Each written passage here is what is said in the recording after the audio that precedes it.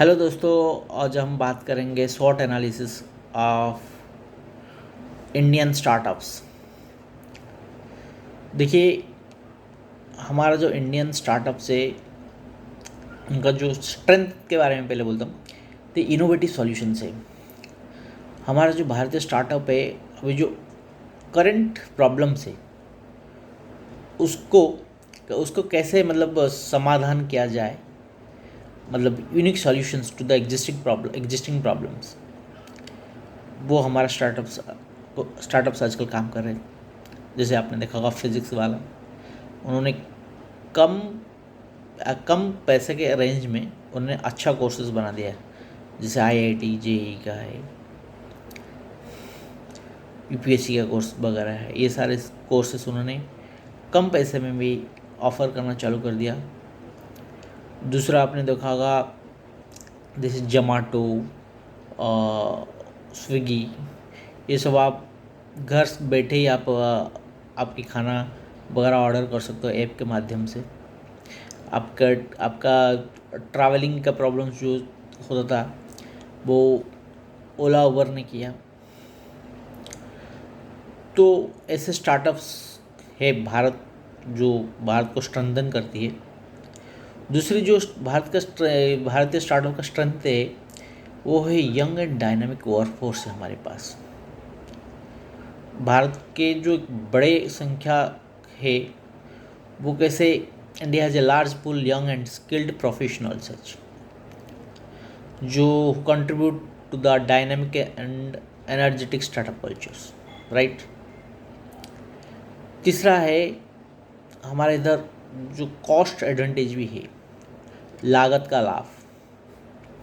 क्या होता है, हमारे इधर लोअर ऑपरेशनल कॉस्ट होता है। कंपेयर आप अदर डेवलप कंट्री के साथ करेंगे, जो इंडियन स्टार्टअप को ये एडवांटेज मिलता है। उसके बाद हमारा कुछ भारतीय स्टार्टअप में तो अंतर्राष्ट्रीय मान्यता प्राप्त भी है, जिसके वजह से भारतीय का स्टार्टअप का इकोसिस्टम में भी अपना जो छवि है उसका सुधार हुआ है। तो अभी और जो नेक्स्ट पॉइंट है वो है भाई, कुछ गवर्नमेंट स्कीम्स भी है। सरकार विभिन्न योजना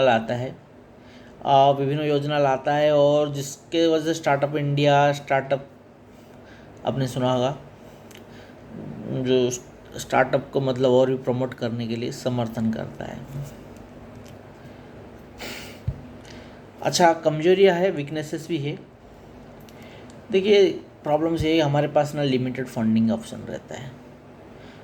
तो अभी इन्वेस्टर्स मिल गया तो ठीक है, नहीं मिला तो क्या करेगा। जब आपका बिजनेस स्केलेबल होगा, एक्सपेंशन करने के लिए आप सोचोगे, तभी पैसा चाहिए।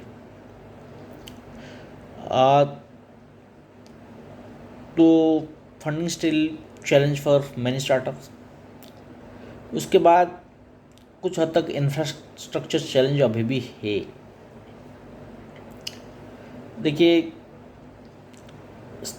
अच्छा कुछ सेक्टर ऐसा है जिसको ना अच्छा इंफ्रास्ट्रक्चर और चाहिए, तो इसका भी प्रॉब्लम्स है। उसके बाद कुछ रेगुलेटरी प्रॉब्लम्स है, बहुत सारा जो चुनौतियाँ है। ज़्यादातर क्या होता है, जो निर्देशन के साथ मुकाबला करना एक चुनौती ही हो सकता है। जो कंप्लायंस वगैरह होता है वो सारा ठीक ठाक करना, जैसे टैक्सेशन वगैरह हो गया, दूसरा बाकी कंप्लायंस वगैरह भी है। तो वो सब प्रॉब्लम्स है, धीरे धीरे उसका भी सॉल्यूशंस हो रहा है। और दूसरी बात है टैलेंट रिटेंशंस। देखिए, स्टार्टअप क्या करता है, वो जब नया नया लोग तो लेता है, उनको फिर ट्रेनिंग करता है, और वो ट्रेंड होने के बाद वो क्या करता है, फिर बड़े कंपनी के चला जाता है, क्योंकि उधर उसको फिर अच्छा सैलरी मिलता है तो भाग जाता है।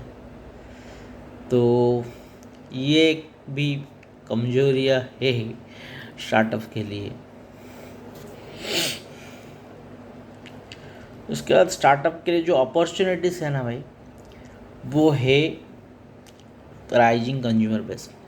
भारत 140 करोड़ लोगों का देश है, with a growing of middle class and increasing internet penetration भी है। There is a vast and expanding consumer market. 140 crore लोग हैं यार, तो कंज्यूमर भी है, अभी मिडिल क्लास लोग भी खर्चा कर रहे, पहले के अपेक्षा अब भी तो ज़्यादा खर्चा कर रहे हैं। दूसरी बात जो अपॉर्चुनिटी है, डिजिटल ट्रांसफॉर्मेशन। देखिए पहले इंटरनेट तो ऐसा नहीं था, अभी जियो आ गया है।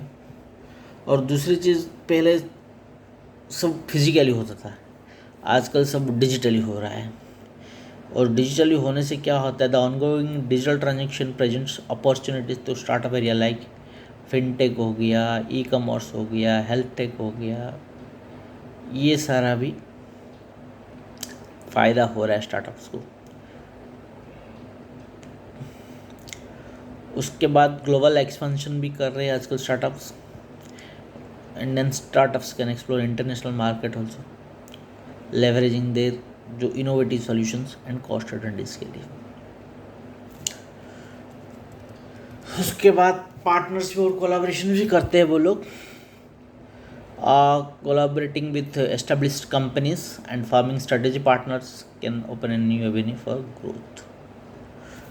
ठीक है, और कुछ थ्रेट्स तो है, कुछ खतरे तो है, जैसे इकोनॉमिक अनसर्टेनिटी है भाई, फ्लक्चुएशन है, और कुछ अनसर्टेनिटीज तो है, impact the funding environment and consumer spending. भाई ज़्यादा महंगाई हो जाएगा तो फिर कंज्यूमर फिर चीज़ें खरीदेगा, तो फिर वो स्टार्टअप चलेगा ना। तो ये सारी चीज़ें हैं। दूसरा ग्लोबल कंपटीशंस भी है, ऐसा नहीं सिर्फ इंडिया में आप जो चीज़ बना रही हो, फिर ग्लोबल उधर भी कंपटीशन तो होता है। उसके बाद सडनली कुछ रेगुलेटरी में चेंजेस आ जाते तो फिर स्टार्टअप हो जाते, तो ये चैलेंजेस भी है। ये सारा था short analysis of Indian startups.